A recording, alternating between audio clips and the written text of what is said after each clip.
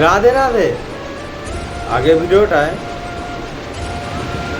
গোলাপ নিয়ে কিছু আমার অনুভূতি বলেছিলাম, কিন্তু আপনি জানেন গোলাপটা আমি কাকে বুঝিয়েছি?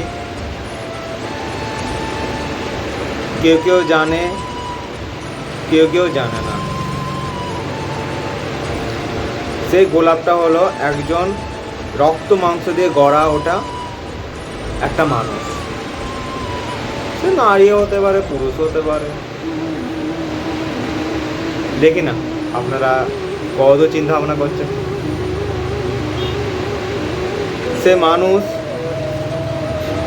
যে কখনো কারোর যত্নর জিনিস, কারোর আবার ভালোবাসার জিনিস, কারো আবার দায়িত্বের জিনিস, মেয়ে, স্ত্রী আর মা। একটা নারী, আর আমি সেই নারীকে গোলাপের সঙ্গে তুলনা করেছি। তাই নারীকে যত্ন করতে শিখুন, আর তার অপব্যবহার করবেন না। নারী যত্নের জিনিস।